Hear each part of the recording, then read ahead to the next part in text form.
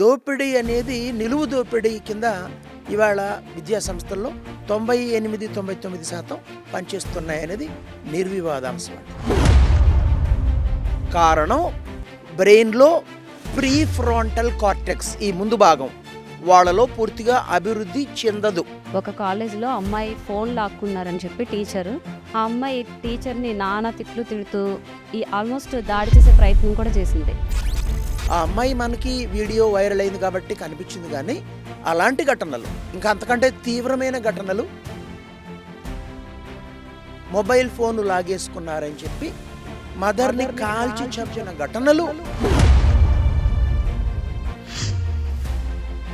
School వాళ్ళు హోంవర్క్ని మరీ సోకు కాకపోతే యాప్లు పెట్టాలండి.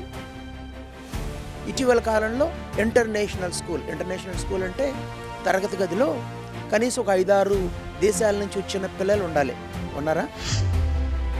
యూట్యూబ్ చూసి నేర్పించడం.